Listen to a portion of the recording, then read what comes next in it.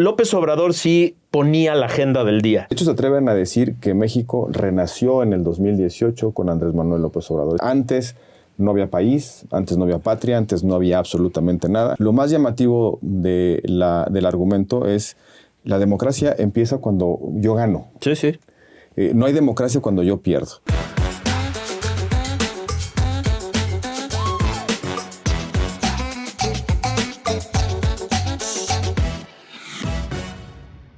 Estamos en el episodio 5. Número 5. De la desobediencia. Está poca madre este nuevo ejercicio. Estoy feliz de ver los comentarios de la gente. Estoy feliz de ver cómo está volando en YouTube, en podcast. La gente lo está escuchando. Empieza a comentarse. Me fascinan los comentarios que tienen que ver con sugerencias de nuevos episodios. Muchas gracias de verdad a todos. Acuérdense, suscríbanse al canal de Factor Kaiser, suscríbanse a su plataforma favorita de podcast y suscríbanse al canal en podcast. Si quieren unirse a la sección Ciudadano Comprometido, también está ahí. Es importantísimo. Si le pican a la campanita en YouTube, por ejemplo, les avisa que hay un nuevo episodio. Compártanlo en todas sus redes y chats. Este ejercicio vive gracias a que ustedes lo ven completo, lo comentan, le ponen like. El algoritmo nos ayuda muchísimo si ustedes lo ven los jueves a las 6, que es cuando sale en vivo. Ahí vamos a estar tratando de estar pendientes de los comentarios en vivo para contestarlos. De eso se trata este ejercicio. Inauguramos nuevo espacio. Por cierto. Inauguramos una nueva cabina para poder transmitir con mejor sonoridad, con mejor calidad. Aquí el maestro nerd del equipo hizo un estudio especial para que nos escuchen mejor, para que estemos más cómodos, para que podamos relajarnos, para que sus abogados puedan seguir haciendo la chamba normal. Y que no estén escuchando nuestras discusiones. Exactamente. Hasta que pasa el episodio. Entonces, coméntenos cómo les gusta este nuevo escenario, y cómo nos ven y cómo se siente este ejercicio comunitario ciudadano.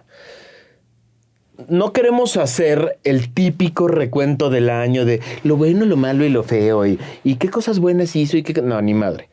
Vamos a mantener el formato de este programa, que es primera sección, el engaño. Segunda sección, la neta. Tercera sección, la desobediencia.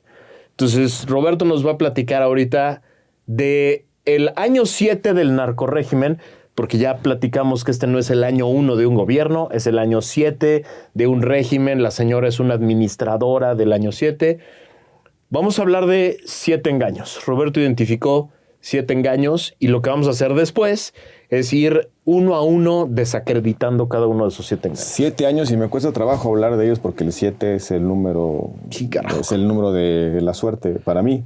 Yo nací en 1977, me gusta Eso he dicho siempre, pero todos creemos que tiene más años. No es cierto. Mi jugador favorito tiene el número 17 de fútbol americano. En fin, me cuesta trabajo hablar de las 7 mentiras en los 7 años de esta mafiocracia.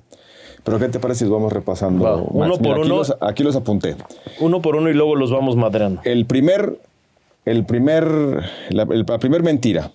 México es un país más democrático. Puede ser.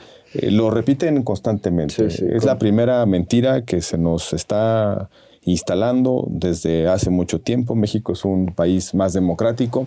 De hecho, se atreven a decir que México renació en el 2018 con Andrés Manuel López Obrador. Es decir, antes no había país, antes no había patria, antes no había absolutamente nada. Antes no había democracia. O sea, tienen la jeta para decir que la democracia real, o algo así dicen, empezó en 2018. Cabrón. Y solamente porque lograron convencer a una parte de la sociedad y fueron votados, lo que pasa en cualquier democracia. Pero lo más llamativo del argumento es la democracia empieza cuando yo gano. Sí, sí.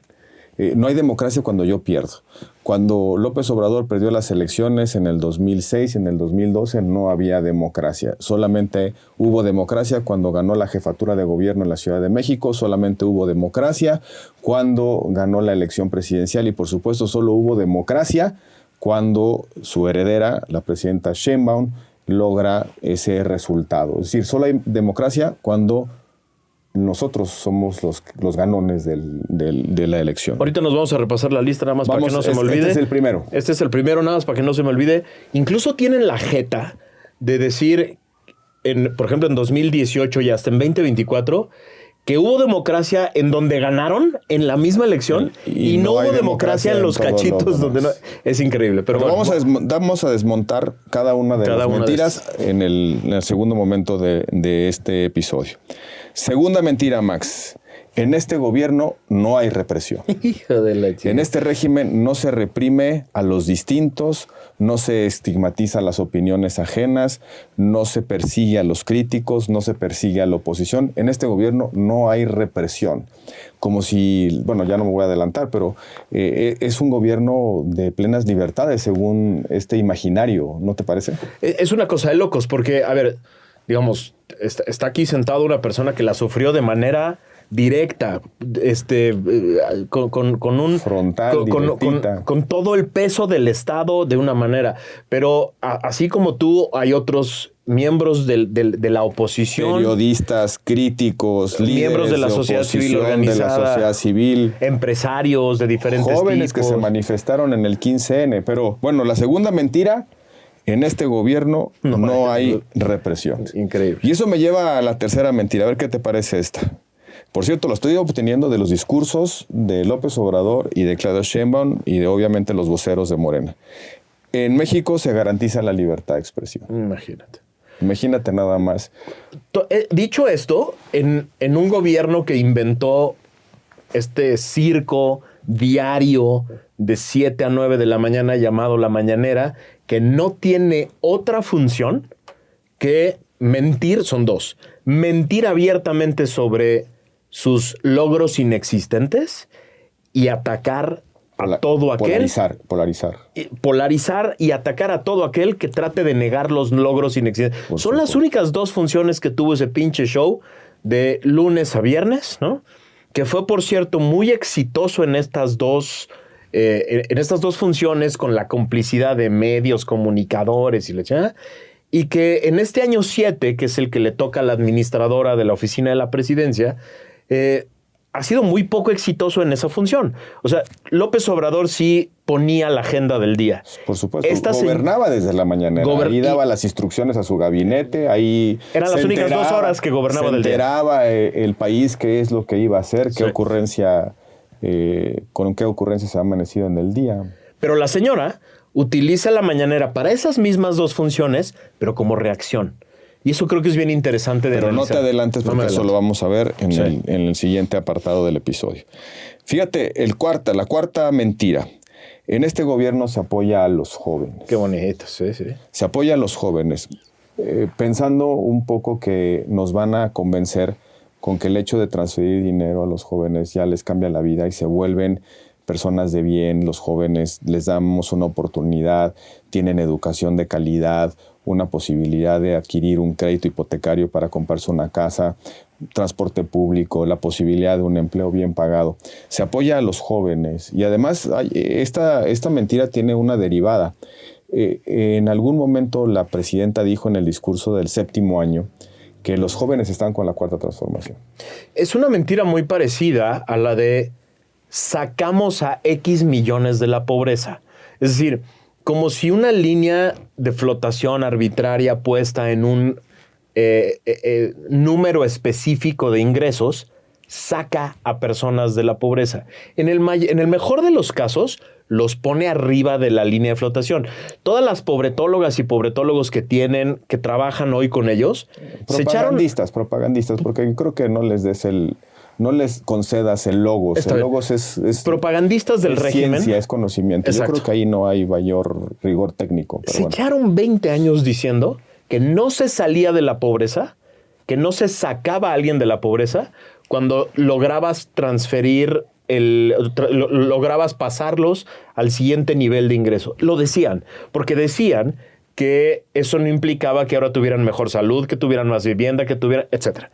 Lo mismo pasa con el concepto de se apoya a los jóvenes, como si el darles un dinero englobara el concepto de apoyo a. Pero sigamos abordando cómo construyen el argumento. El gobierno apoya a los jóvenes. Los jóvenes están con la Cuarta Transformación. Los jóvenes están con ellos abrumadoramente. Pero se irritan con la crítica de los jóvenes, como fue en el 15N. Sí. Los jóvenes, yo veo a un grupo que está tomando conciencia social, una generación que está tomando conciencia social, que le preocupa un dato que tú diste en alguno de tus episodios. La primera causa de muerte de jóvenes, de hombres jóvenes, es el asesinato, es el homicidio. Entonces, se apoya a los jóvenes, pero son los jóvenes la carne de cañón, son el reclutamiento del crimen organizado, pero también son las víctimas de las desapariciones y de los homicidios. Dentro de este engaño siempre va, y dentro de todos los demás, siempre va esta boba comparación de, sí, pero con el PRIAN, ¿no? Siempre hay esta boba comparación de, si yo le transfiero 5,000 pesos hoy a un joven, es mucho más de lo que se hacía con este monstruo neoliberal de 1,000 cabezas llamado el PRIAN, ¿no? De un modelo basado en servicios y no en transferencias, o no solo en transferencias, en oportunidades y no en dinero en efectivo para que cada quien se procure la vida. Yo creo, y lo hablaremos en el siguiente episodio, que este modelo lo que ha provocado es la privatización de las condiciones de vida. Cada quien, como pueda, sobreviva. Pero seguimos, fíjate, la quinta mentira. Los gobiernos de la transformación no están vinculados con el crimen organizado. Qué barbaridad, cabrón. O sea, ya no sé qué más necesitamos para saber. ¿Qué te parece esta quinta? No, es increíble, cabrón. O sea, a ver, ya es abrumadora la cantidad de pruebas, de relaciones que ellos mismos sacan, ¿no? Podemos empezar de hoy hacia atrás. Desde Pedro Aces y sus líderes de la KTM en diferentes lugares, Huachicol fiscal, y nos vamos recorriendo estado por estado, gobernador de Morelos. Mes por mes. Por cada mes del año 7, hay un escándalo de narcocorrupción. ¿Te acuerdas cómo empezó el sexenio de Claudia? Si no se acuerdan, empezó con la cabeza cercenada del presidente municipal de la capital de un estado puesta en su cajuela, presidente municipal de su partido, que había sido acusado de tener relaciones con los narcos y que por eso había ganado. Así empezó el sexenio, cabrón. Y de ahí empezamos uno tras otro, pasando por el asesinato de Carlos Manso, las acusaciones directas a Rocha Moya de haber participado en el secuestro y traslado de... directas, el relato del hijo del Chapo diciendo cómo habían... Él me puso al Mayo. Secuestrado al Mayo. Y por cierto, matado al diputado local. Un delito impune, que ahí está. Que hubo incluso un intento de fabricación. Pero bueno, ahí están, vamos deslizando las mentiras. Fíjate, el sexto. Este me llamó mucho la atención. También del discurso de la presidenta en el 7º aniversario, en ese evento en el Zócalo. Dice, ahora resulta que los conceptos de patria y libertad son del conservadurismo. La transformación se define en la patria y la libertad. Oye, ¿te imaginas una patria en la que podamos vivir todos, que sea una casa común, en la que estamos siendo ofendidos, atacados por el propio poder que se encarga de administrar la casa común? Es como si fueras a un hotel y el gerente, y tú pagas por estar en el hotel, los contribuyentes pagamos por vivir en México, pagamos para sostener el país, y el gerente del hotel te escupe, te saca tus cosas, no te deja pasar, no te deja entrar a tu cuarto. Imagínate eso. Patria como casa común, ahora les resulta que es un principio suyo. Y libertad. Los que hicieron de la prisión preventiva oficiosa la regla de la persecución penal hablan de patria y libertad y les ofende que otras expresiones políticas de oposición se definan ahí. ¿Qué te parece esta sexta mentira? Es una locura pensar que un grupo político puede capturar y reinterpretar a su modo con sus conceptos maquiavélicos de el pasado y cómo llegó el pasado a ponerlos a ellos en la presidencia, con sus reinterpretaciones arbitrarias de la historia.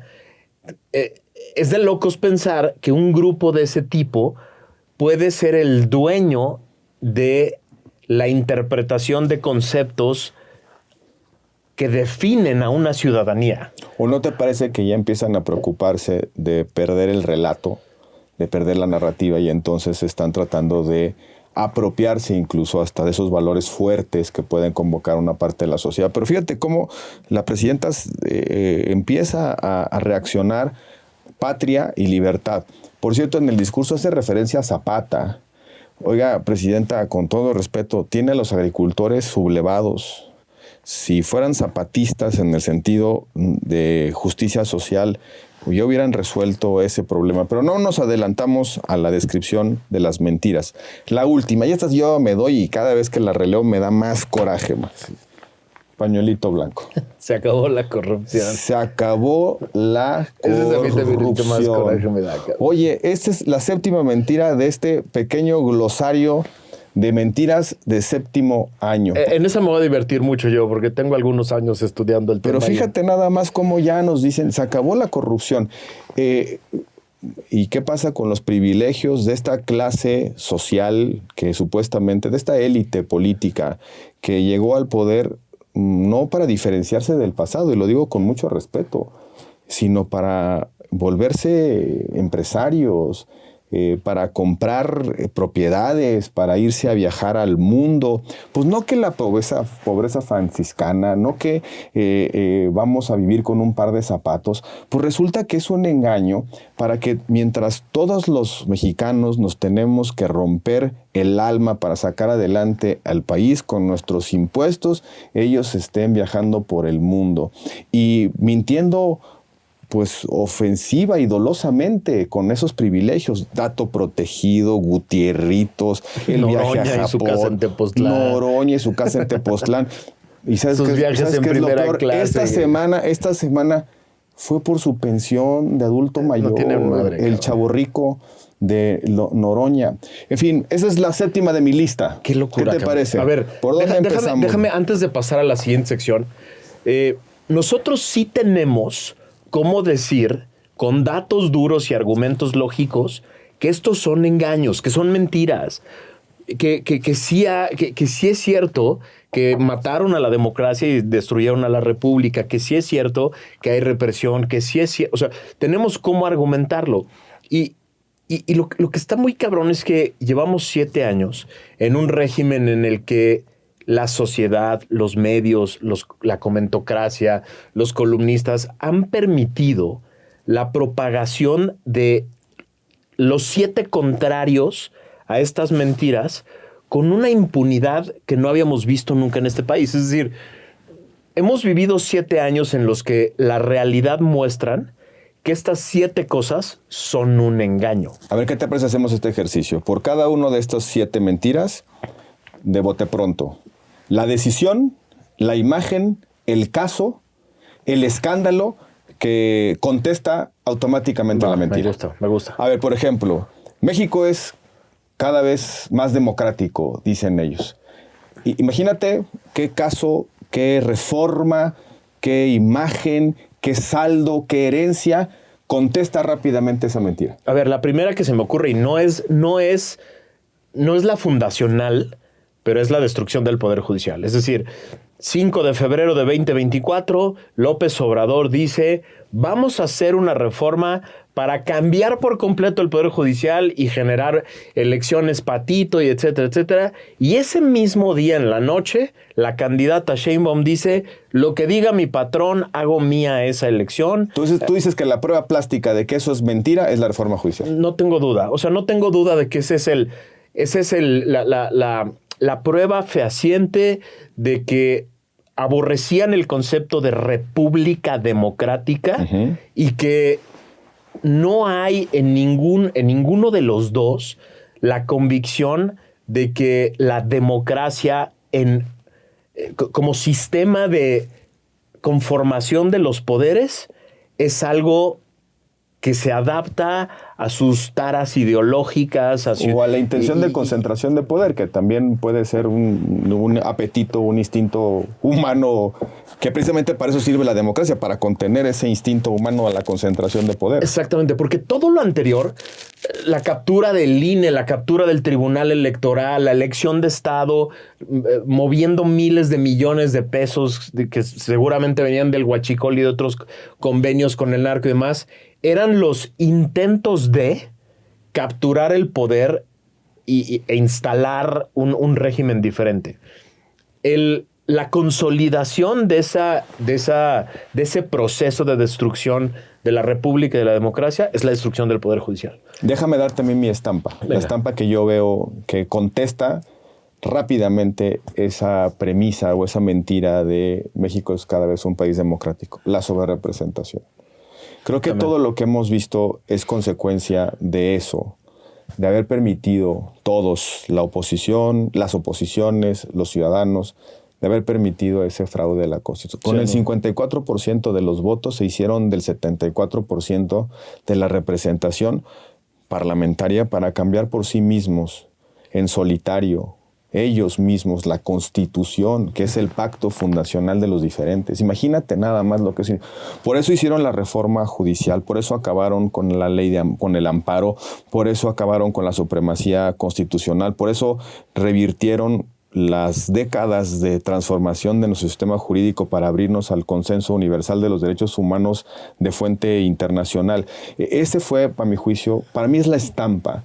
¿Cómo pueden vivir diciendo que México es un país cada vez más democrático cuando los asientos del Congreso no representan lo que votamos? Y lo mismo pasa en la Ciudad de México. Se llevaron al diablo la transparencia en esta sesión, que a mí yo creo que las pasiones se van generando en los parlamentos, entre otras cosas por la intransigencia, pero un parlamento que no logró el 65% de votos, tiene el 65% de la representación para cambiar la Constitución. Para mí, la estampa que contesta esta mentira en la realidad de México es un país cada vez más democrático, se llama la sobrerepresentación.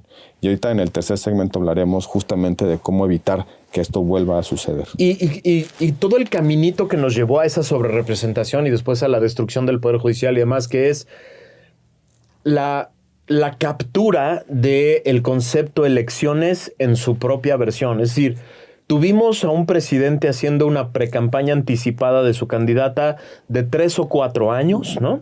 Tuvimos desde... No me digan que la ley es la ley. No me digan que la ley es la ley.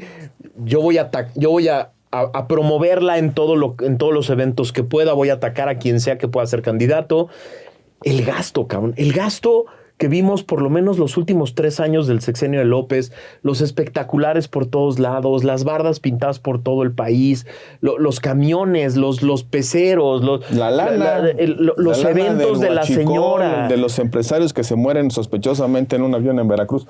Todas esas cosas perfectamente antidemocráticas que desbalancearon la competencia completa, que tuvieron la complicidad del Instituto Electoral y del Tribunal, al que se le denunciaban permanentemente estos gastos anticipados, estas capturas de medios de comunicación, estas menciones en la mañanera del presidente para promover a su candidata. Y para atacar a la candidata de la oposición. Para atacar a la candidata, a la precandidata de la oposición, luego a la candidata de la oposición, a los partidos de oposición, a todas las amenazas que hubo en la mañanera y que tú y yo conocemos, a empresarios que les dijeron, le pones un quinto a esa campaña y te rompo la madre. O sea, tú y yo conocemos empresarios directos que dijeron, no puedo, cabrón, me tienen vigilado y no hay cómo dar dinero. Todo ese... O no cómo involucrarse o cómo apoyar de la manera que fuera. Todo eso fue construyendo el caminito antidemocrático de la elección de Estado que nos llevó a la sobrerepresentación, avalada después por el tribunal, el INE y el tribunal. Y los tránsfugas. Los 5 miserables que se brincaron de partido para acabar de dar los votos Porque finales. Además de la sobrerepresentación artificial, hubo unos que se cambiaron de bando para darle los números que no tenían en las urnas. Además. Pero sigamos. Pero espérame, ¿no? Es que, a ver, ya, porque este es fundacional. O sea, el engaño uno es fundacional de todos los demás.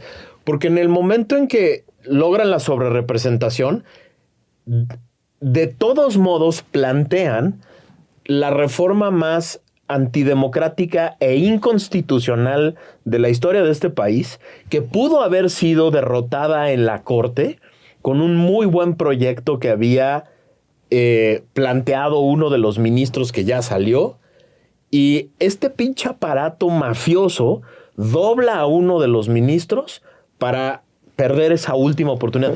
Todo esto son los pasos de antidemocracia. Es decir, cuando nosotros decimos que es un régimen antidemocrático, tenemos los hechos en la mano. Pero fíjate, qué bueno que seguimos con este tema porque me parece importante.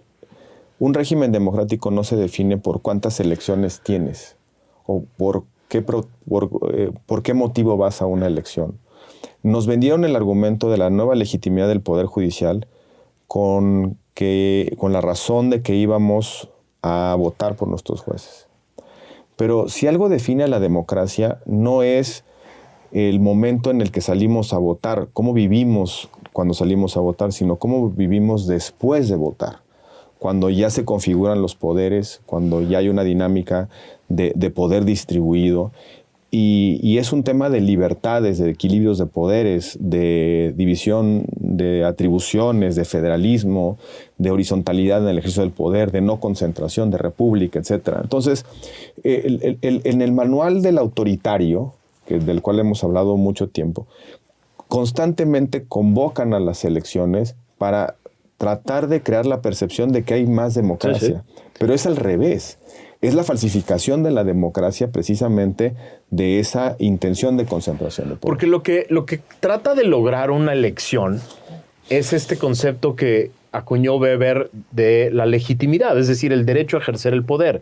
Y entonces por eso nos echamos del 94 para acá, del 94 hasta el 2018, reformando la Constitución y las distintas leyes y armando un instituto electoral y un tribunal que ayudara... No, y muchos procedimientos. Y muchos procedimientos que ayudaran... Casillas ciudadanas, en fin. A consolidar la idea de que te ganaste el puesto con una competencia abierta y libre, con equidad en los elementos para competir, con voto auténtico, que cada voto contara. O sea, nos echamos 20 años armando todo un aparato que mostrara que la gente entiende qué estaba votando, cómo estaba votando, que cada voto contara, que los que están compitiendo compiten en condiciones equitativas. Y que el resultado es aceptable. Y que el resultado es aceptable, que el perdedor lo acepta, que el ganador tiene gobierna para todos. Tiene el encargo de gobernar para todos. O sea, nos echamos 20 años armando eso. Un poco más.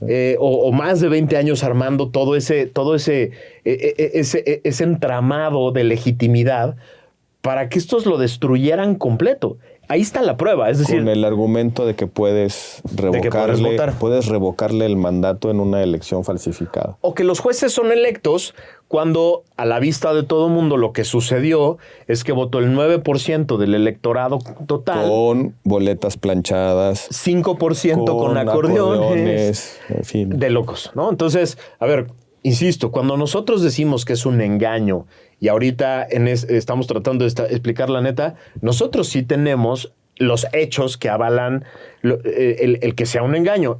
Lo que tienen ellos son discurso, retórica. Pero entonces, para concluir la primera mentira, para ti, la estampa que contesta la primera mentira es la reforma judicial. Yo creo que sí. O sea, todo el proceso que llevó del 5 de febrero... Lo concentra todo. Sí. Ahí están los tránsfugas, ahí está la sobrerepresentación, sí. Ahí está una reforma mal hecha, ahí está la cobardía de ciertos actores para validar esa reforma, que no nos movilizamos a tiempo. Los jóvenes se movilizaron te recordarás, aquella sesión del Senado y no hubo un respaldo. Ahí creo que cuajan muchas cosas de esta deriva autoritaria. Sin duda. ¿Te parece que pasemos a la segunda? A la 2. La segunda mentira dice que en este gobierno no se reprime. Pero otra vez, pensemos imagen, caso, estampa, personaje, momento de estos 7 años, porque hay que llamarlos así, son 7 años, no es el primer año de este sexenio. A ver, se me ocurren varios. La mentira el gobierno no reprime. Se me ocurren varios, empezando por el ministro Medina Mora, al que corren el primer gran madrazo, ¿no? Al cuate que a la independencia judicial. A la independencia judicial, y que le ponen un expediente en la cara y dicen... Que resultó mentira, por cierto. Que resultó mentira. Otra estampa de la represión me parece el impresentable de Saldívar desde la presidencia, doblándole la mano a jueces, sobornando jueces. El piso 14 famoso. Desde el piso 14.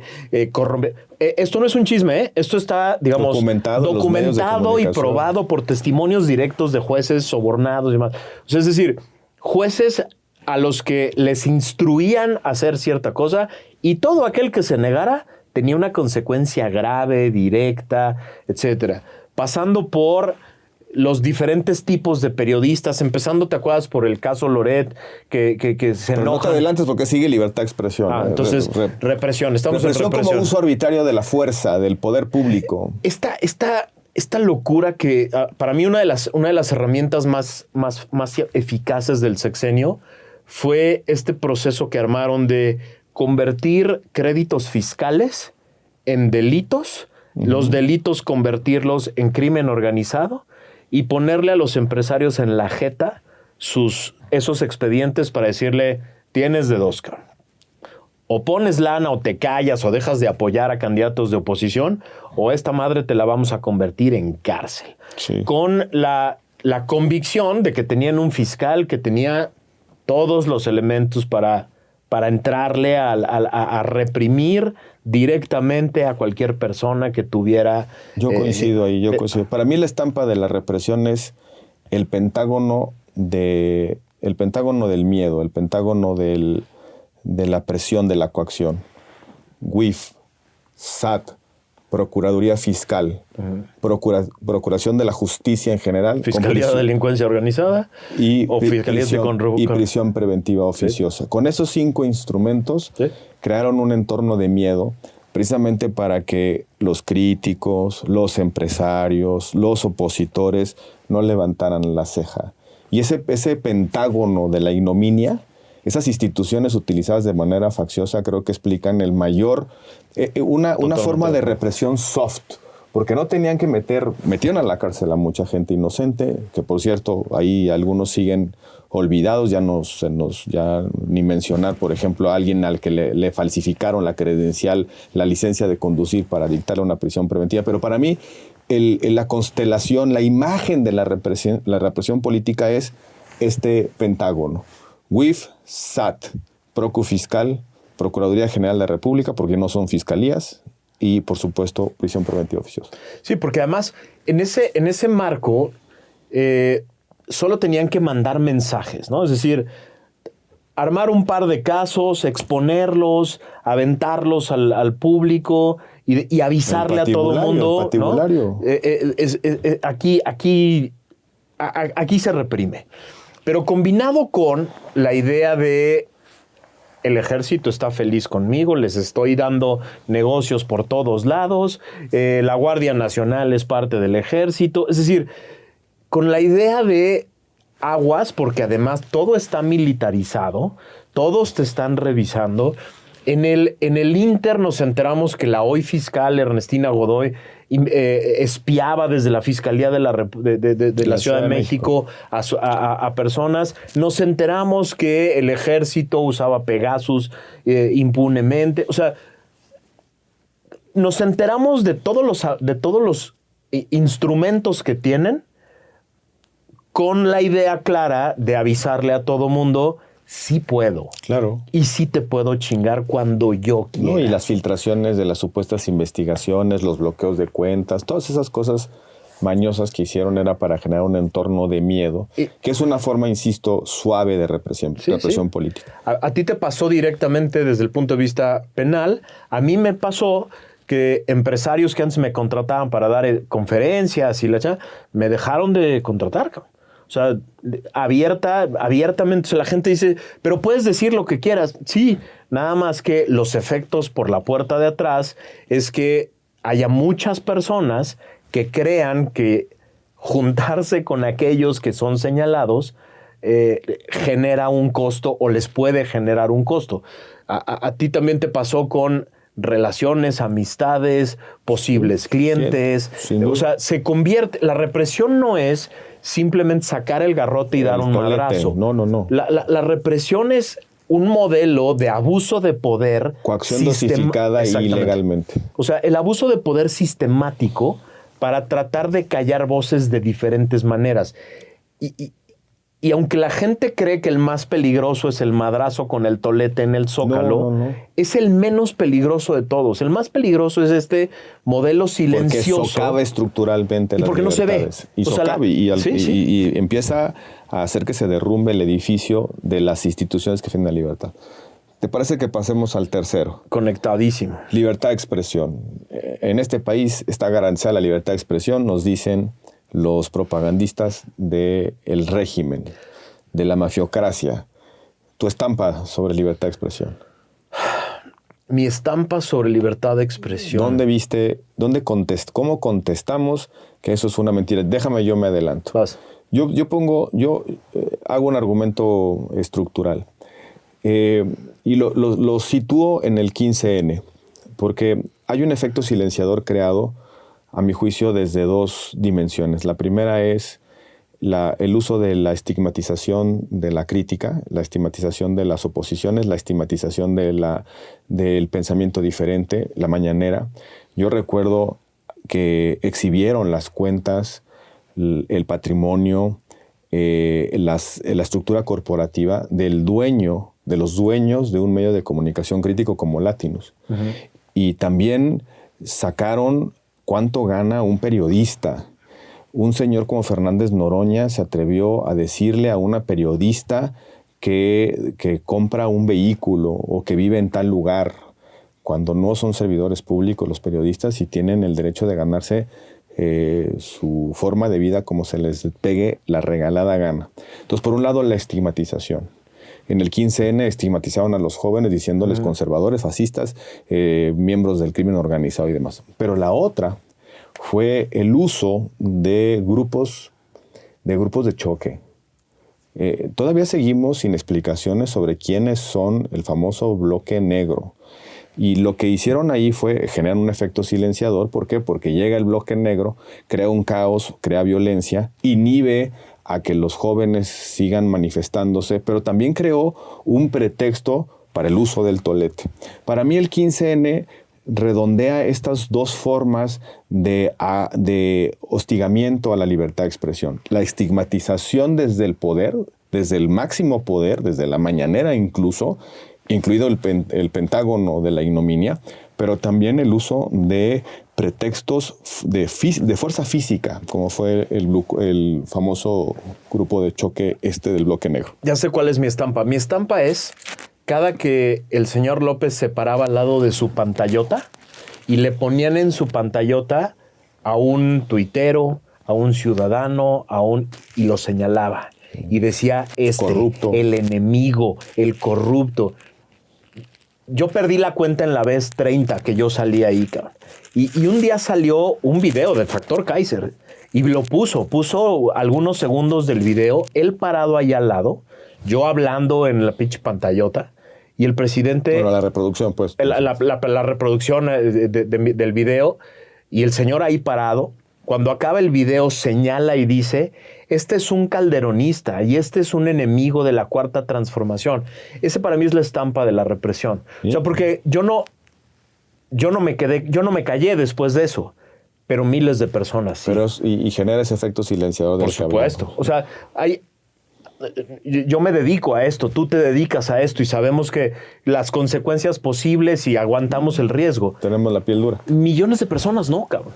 Millones de personas que querían hacer el intento de empezar a hablar, ven eso y dicen, ni de pedo voy a hablar si un día voy a aparecer en la pantalla gigante con el presidente señalándome, porque eso tiene tres efectos. Lo que está señalando en ese momento el presidente es a un enemigo del régimen. Está diciendo, Sí. Este es un enemigo del régimen. Está fuera del Estado. Este ya tiene el estigma de ser el enemigo. Lo que le pasó a Ciro, probablemente, ¿no? A partir de ahí, el segundo efecto es que es una señal, es una instrucción para el aparato de propaganda. O para cualquier loco. Vamos a romperle la madre a ese que el presidente dijo que es un enemigo. Pero el tercer efecto es el que resentimos tú y yo durante muchos años, que es: no hay que juntarnos con ese cabrón, porque nos mete en una bronca. Y cuando me digo, lo digo de manera coloquial, pero eso implica conferencias, entrevistas, clientes, etcétera, de personas que dicen eso es atacar la libertad de expresión de manera directa. Sin duda, porque genera un entorno de miedo, de toxicidad y demás. Cuarta mentira. Nos queda poco tiempo, Max. Una estampa. En este gobierno se apoya a los jóvenes. Me parece que la estampa más importante de todas para mí es el COVID. Durante el COVID, las grandes empresas tenían fondos y una serie de cosas para poder resistir. La pequeña y mediana empresa, donde trabajan la mayoría de los jóvenes dando servicios, el gobierno dijo: no les voy a apoyar con un quinto, cabrón, ni un quinto. No va a haber dinero para las micro, pequeñas y medianas empresas, que son las que son el 90% de las empresas de este país. No les voy a dar un quinto, rásquense con sus propias uñas y háganle como puedan para sortear esta madre que iba a durar 2 semanas y acabó durando casi 2 años. Para mí esa es la estampa número 1 de... Y que dejó una secuela de muerte terrible. Primero, 400,000 muertos más de los que dicen, o sea, dice este grupo de expertos, de los que se debió haber tenido si se hubieran tomado buenas medidas. Pero además la desaparición de más de 1 millón de pymes en ese proceso. Que también es una muerte. Que es la muerte de la esperanza. Imagínate cuántos negocios de personas que tenían es la muerte años... de un cuerpo social, una empresa es un poniendo, cuerpo social. O sea, todos sus ahorros en el restaurante, en la tintorería, en la tienda de la esquina, etcétera. Para mí ese ha sido el ejemplo más vivo de: en realidad me vale madre la gente, en realidad me vale madre el ciudadano común, cabrón. Y en especial me valen madre los jóvenes, no son mi problema, ¿no? Mi estampa sobre eso es muy dolorosa por lo que vivió el país, el shock que implicó. Para mí, un joven tomando una pistola, metiéndose a una plaza pública en Europa, en Michoacán, para matar a otro joven, es digamos, la imagen perfecta del fracaso de este gobierno. Y el hecho de que el reclutamiento activo del crimen organizado esté en los jóvenes, que no tengamos una matrícula mayor en el sistema educativo, que no estemos teniendo más jóvenes tocando la puerta de las empresas para pedir trabajo, me parece la estampa más clara de esta derrota cultural del argumento de que están con los jóvenes. Déjame a la estampa, agrego una monografía un poco más grande, que es el abandono de la escuela pública y del proyecto de la escuela pública. O sea, a partir del COVID, de la educación en general, decidieron la escuela pública la vamos a seguir alimentando con lanita. O ideologizando. Ideologizando y metiéndole alguna lanita.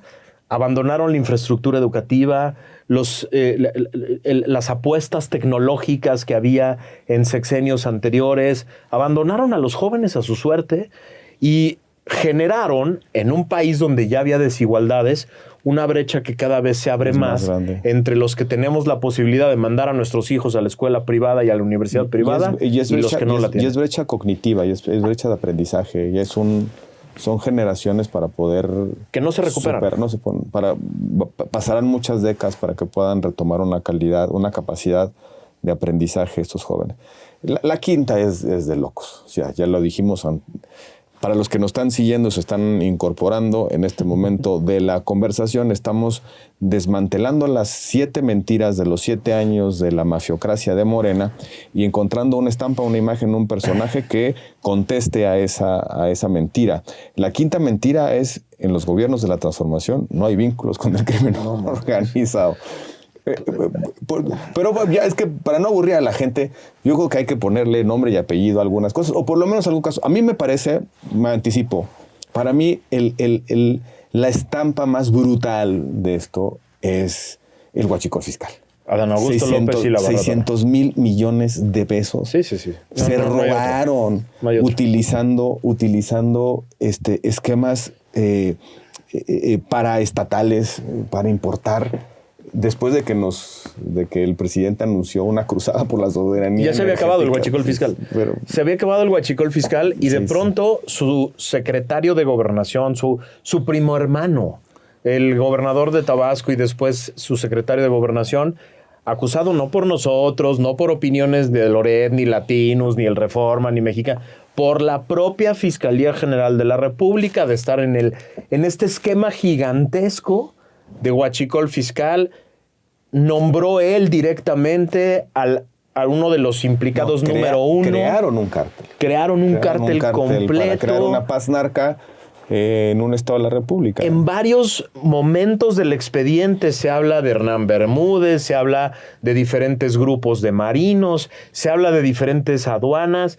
Cabrón, llegaban buques con millones de litros. Buques y carros tanques. Llegaban los buques y llegaban filas de carros tanques a bajar el huachicol, lo mandaban por todos lados.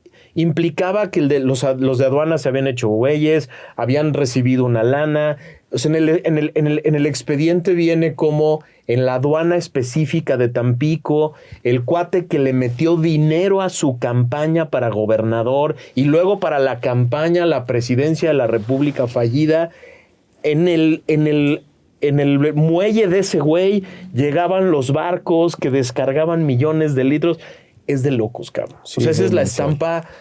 Es el caso de corrupción más grande de la historia del país. Por cuantía y por los involucrados, ¿no? Y por el tiempo. Y por el nivel y por de los impunes. Y por el nivel de participación de agentes del Estado, ¿no? Y por lo que seguramente implica en términos de... Ya encontramos el cochinito gigantesco a través del cual se financiaban campañas electorales, ¿no? Bueno, la sexta, nos la vamos a pasar un poquito más rápida. Dice la 4T que patria y libertad son valores que los definen y que no son valores del conservadurismo. Por cierto, esta afirmación sale después de que el PAN relanza su imagen, relanza su identidad y habla de patria, familia y libertad. De repente la presidenta intenta arañar esos valores. Yo digo, y con mucha claridad, que no puede hablar alguien de patria cuando polariza para que no vivamos en nuestra casa común, y no puede hablar nadie de libertad quien todos los días lo amenace. Ya lo hablamos en el punto 1, en el punto 2, en el punto 3, en el punto 4, de estas mentiras sistémicas del régimen. El concepto de patria es de loco, que tienen ellos es de locos, ¿no? Porque patria es igual Estado para ellos, ¿eh? Es Estado y es gobierno. Y aporrista. Burocracia. ¿No? Es decir, desde que eran oposición, todo aquel que no empatara con sus ideas, sus reformas, sus propuestas, eran enemigos de la patria. Es decir, en su concepto de patria, de traidores a la patria, en su concepto de patria, solo es buen mexicano, solo es mexicano real el que empata con sus conceptos manipulados de la democracia real y de las ayudas. Todos los demás somos enemigos o traidores de la patria. Es un concepto de patria absurdo, totalmente absurdo, porque pues una patria es el lugar común, el lugar donde estamos todos, donde nacimos todos, el lugar de nuestras familias, donde están nuestras familias, de la escuela pública, de la sanidad pública, de las infraestructuras, de los servicios públicos, de un gobierno responsable. Ahora déjame, le agrego otro elemento a ese engaño, cabrón, y a la neta.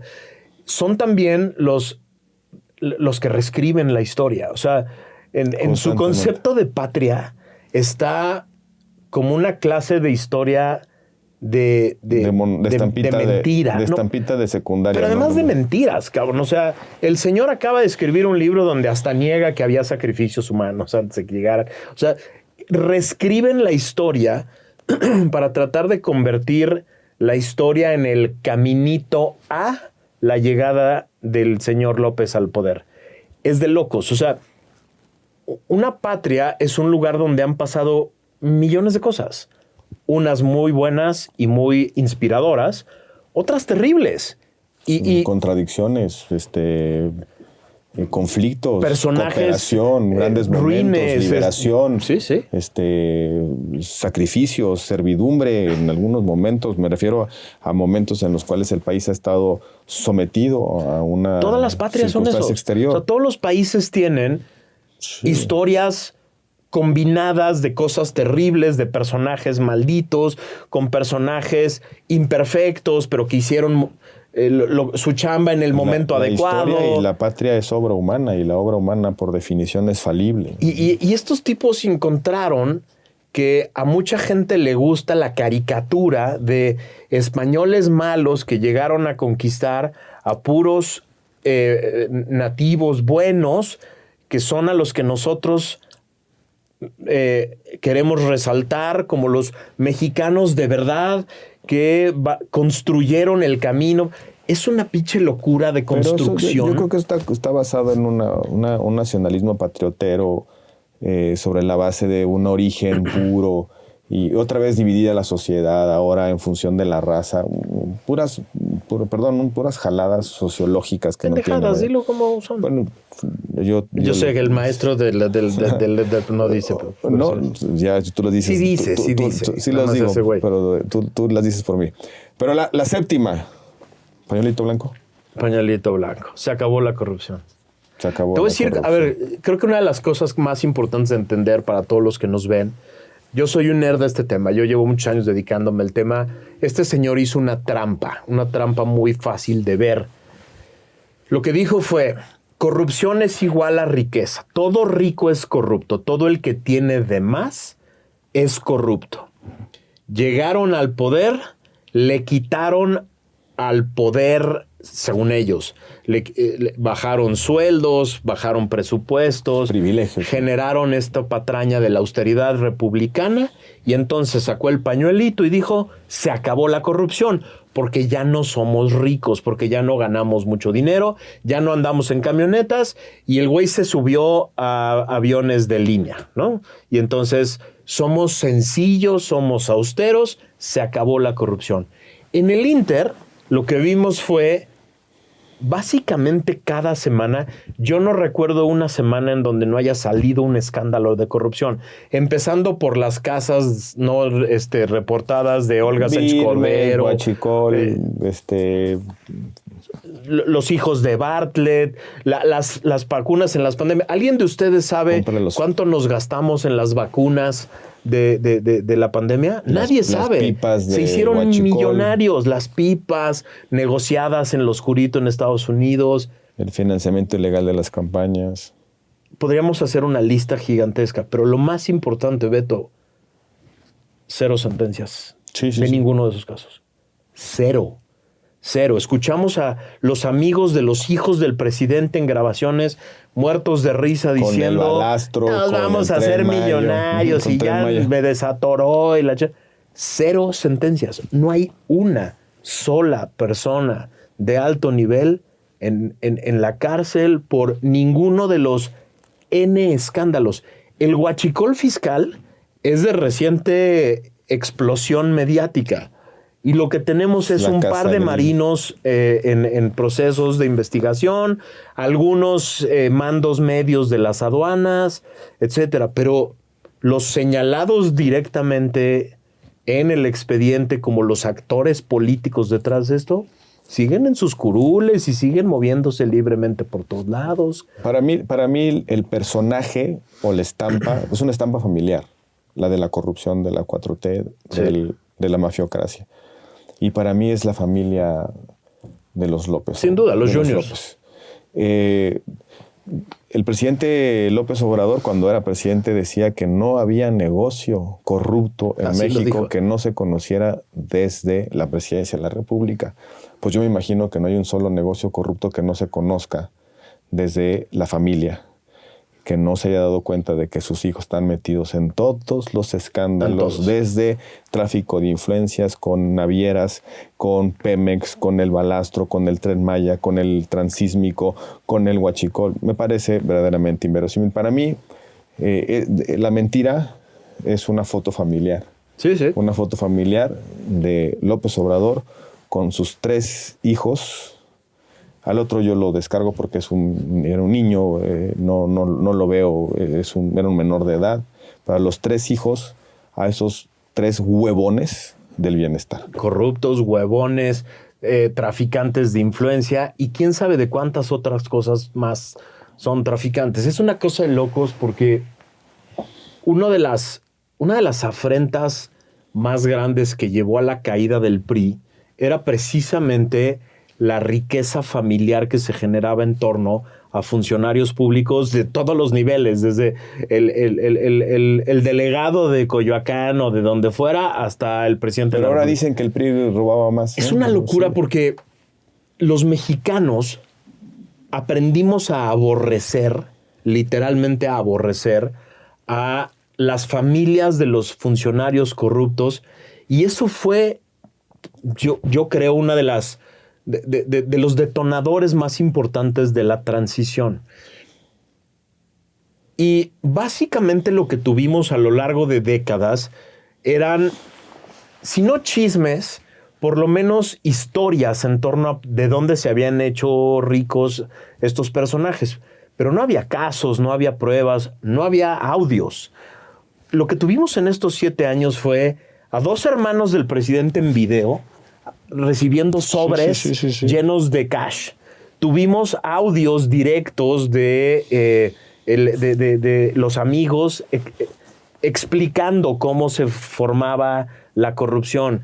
Tenemos testimonios de todo tipo de personajes que hablan de cómo uno de ellos operaba todos los contratos y pagos de Pemex, cómo otro de ellos generaba los negocios en la Sedatu.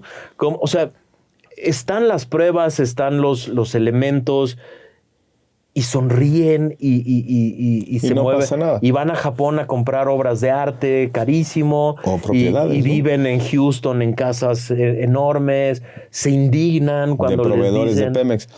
Pero bueno, para que no agotemos el tiempo, porque podemos pasarnos todo el día otros 7 años aquí hablando de estos casos, estas experiencias, estas tragedias o estas comedias, como las queramos ver. ¿Qué vamos a hacer?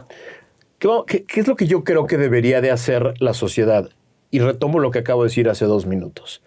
Tenemos que aborrecer la mentira, la corrupción, el abuso de poder. O sea, lo que a mí me ha alarmado, Beto, en estos últimos 7 años es la pasividad con la que la sociedad, que antes se indignaba mucho, ha visto suceder todo esto. O sea, creo que el primer paso de una sociedad harta de todo esto es volver a aborrecer, a guacarear esto, cabrón, a que te den náuseas, volver a ver un caso y otro, ver a los personajes directamente involucrados en estos expedientes muertos de risa, señalando desde su ladrillo de superioridad moral a los otros, a los de antes. O sea, creo que el primer paso de la sociedad es volver a sentir ese asquito aquí en la garganta y decir, no más, cabrón, no más. O sea, y a partir de ahí, creo que podemos empezar a trabajar mucho hacia adelante. Estos señores viven felices en esta impunidad, no solo jurídica, sino social, que les permite ir a los mejores restaurantes, a las bodas de lujo, viajar en aviones por todos lados. El repudio social, dices tú. El repudio social es absolutamente necesario, cabrón. Lo hemos visto. Que es una forma de exigencia, por cierto, cívica. Es la que tenemos ahorita a la mano. ¿Te acuerdas aquella división entre los órdenes coactivos, el derecho y la moral? Pues la moral se basa fundamentalmente. La moral no como las reglas de etiqueta, sino la moral como un conjunto de valores que ordenan las conductas de las personas. Se basa en la sanción social. Sin duda. En ese repudio, en ese reproche. A mí me parece alarmante, Beto, vivir en una sociedad en la que un reality show o un mal comentario de un deportista, de un actor, causa una indignación. Una indignación de vamos a orgánica, tirar en fin. todo el país, cabrón, ¿no? Y estos cuates se roban todo nuestro dinero en nuestra jeta, destruyen a la república, abusan del poder y la gente lo ve como algo normal. Es como parte ya del medio ambiente, cabrón. Eso no puede seguir sucediendo. Yo resumiría con 5 valores, Max, que redondean una idea de una democracia republicana.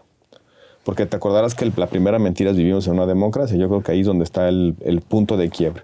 5 valores de una democracia republicana. Primero, el poder deriva del consentimiento de los ciudadanos que somos parte de esta sociedad, que somos los que pagamos impuestos. Todo el poder es prestado, el poder proviene del pueblo y es para el pueblo, para la sociedad, para las personas. Y tiene un mandato. Y tiene un mandato claro. Y el consentimiento se expresa cuando decides quién te representa, pero también cuando ese que te representa toma decisiones. Tiene que ser en beneficio de la sociedad, de las personas, de las familias. Entonces, primero, el consentimiento. Segundo, los derechos, la garantía de los derechos. No puede haber una democracia en la que no se garantice como principio las libertades esenciales, las libertades políticas, el derecho no solamente a votar, la libertad de expresión, la libertad de asociación, sino también otros derechos sustantivos de corte social, la posibilidad de acceder a una justicia pronta y expedita, pero también a la posibilidad de tener servicios públicos que igualen a los diferentes, sobre todo a los desaventajados en el punto de partida. Tercero, Estado de Derecho con división de poderes, primacía de la ley con un equilibrio responsable que implica vigilancia y supervisión de un poder sobre otro, poderes que emanan del consentimiento. Aquí es donde se vinculan todos estos componentes en la garantía de los derechos. Cuarto, me parece bien importante recordar que el poder no puede estar hostilizando a los diferentes, y ahí tiene que ver con, no quiero hacer un llamado ingenuo a la unidad, pero también tenemos que repudiar, como tú dices, esta polarización maniquea desde el poder. Y quinto, participación. Sí. Participación. No puede haber una república democrática o una democracia republicana si no participas. Y aquí se juntan los componentes. Si no hay participación, no hay consentimiento. Si no hay consentimiento, no protegemos nuestros derechos. Si no protegemos nuestros derechos, porque no hay división de poderes, estrictamente terminamos en una tiranía. Y esa es la forma en la que derivan que la democracia se convierte en lo que los americanos llaman la resbaladilla autoritaria. Creo que estas 7 mentiras terminan en esta idea: o defendemos nuestra democracia republicana o un republicanismo democrático, o estas mentiras se van a convertir en una dolorosísima realidad. Ahí está la agenda. Es decir, cuando a ti y a mí nos dicen después de una conferencia o de una entrevista, bueno, ¿y qué hago yo? Respaldar esa agenda. Estos 5 puntos. Estas son las 5 cosas. Apúntenlas. Regrésenle al video tantito o al podcast que estaban escuchando y apunten estas 5 cosas, porque esas son la agenda que tiene que defender todo ciudadano que quiere reconstruir el país. Son las 5 cosas que le tienen que pedir a todos los posibles candidatos que vayan a pedirles sus votos la próxima vez. Oye, quiero que respaldes estas 5 cosas. Estás con estas 5 cosas y entonces va mi voto contigo.